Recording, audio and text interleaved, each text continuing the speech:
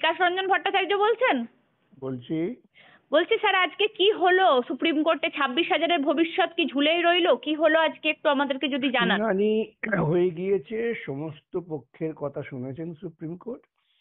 বিচারের রায়দান স্থগিত রেখেছেন। এখন যেদিনকে রায় দান করবেন সেদিনকেই বোঝা যাবে যে ভবিষ্যৎ কি হবে। আজকে কি কি ডিফেন্স রাখলো? আপনারা তো আগের দিন শুনানি পর্যন্ত আপনাদের এন্ড হয়ে গিয়েছিল, তারপরে আজকে নতুন করে কি হলো স্যার, একটু যদি আমাদেরকে বিস্তারিত বলেন। আজকে আরেকজনও তিনি উঠে মনিন্দর সিং আমাদের মতোই সওয়াল করলেন কিছু প্রার্থী হয়ে।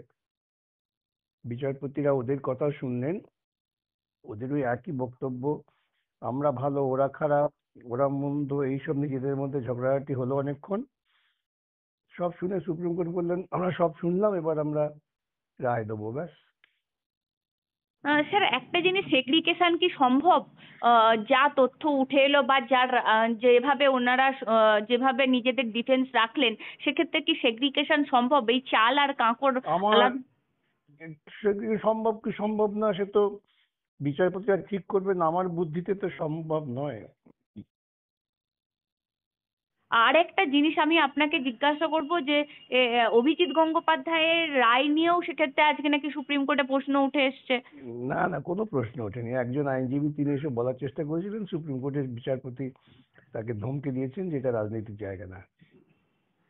আচ্ছা স্যার, একটা জিনিস, এই যে 4 রকম তথ্য স্পেসিফিক করে একদম কত আসন দিয়ে কতজনের অবৈধ সেটা বলেছে, 5,100 জন কি সেটা? আমি তো জানি না কে কোথায় বলেছে অবৈধ। বলছি এই যে দিচ্ছে, কত। অনেকেই অনেক সংখ্যা দিচ্ছে, অনেকেই অনেক সংখ্যা দিচ্ছে, সেটা সুপ্রিম কোর্ট গ্রহণ করছে বলে মনে হলো না। কেন, রাজ্য সরকার তো নিজেই বলে ফেলেছেন হ্যাঁ ইলিগালিটি হয়েছে। রাজ্য সরকার যদি স্বীকার করে যে বেআইনি কাজ হয়েছে তাহলে তো পুরোটাই গেল। আচ্ছা, আর একটা জিনিস, মানে এই যে ওএমআর সিট কি সংরক্ষণ রয়েছে না আদৌ নেই, সেই ব্যাপারে কি কিছু স্পেসিফিক করে রাজ্য সরকার জানিয়েছে? রাজ্য সরকারের তো কিছু জানাবার কথা না, ওএমআর তো রাজ্য সরকার রাখে না। নাইসের ওএমআর কাছে। নেই এ তো আগেই তারা বলে দিয়েছে, তারা ওএমআর নষ্ট করে দিয়েছেন। সেটাই তো মামলার মূল বিষয়।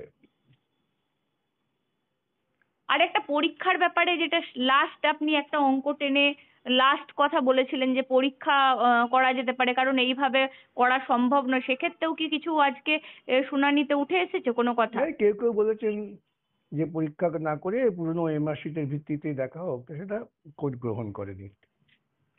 এখন কিছু পরীক্ষা আবার করতে পর্যবেক্ষণ, হবে। আজকে খুব ইম্পর্টেন্ট পর্যবেক্ষণ। কোনো পর্যবেক্ষণ করেনি কোর্ট। কোর্ট শুধু শুনেছে, শুনে এইটুকু কোর্টের বিশ্বাস হয়েছে যে ব্যাপক দুর্নীতি হয়েছে।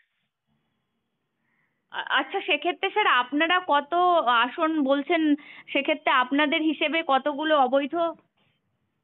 আমাদের দেশে সবই অবৈধ। আপনারা পুরো প্যানেলটাই যার বাতিল? জন্ম প্রক্রিয়াটাই অবৈধ, এই নিয়োগ প্রক্রিয়াটাই অবৈধ, সেক্ষেত্রে কে বৈধ আর কে অবৈধ ভাবে বাছা যায় নাকি? এই অবৈধ কাজকর্ম করে বলেই তো সাধারণ যারা যোগ্য তারা বঞ্চিত হন। সেই যোগ্যদের বঞ্চিত হতে হলে তার জন্য দায়ী তো সরকারের দুর্নীতি, আর তো কিছু না। আপনাকে অসংখ্য ধন্যবাদ আমাদেরকে সময় দেওয়ার জন্য। নমস্কার।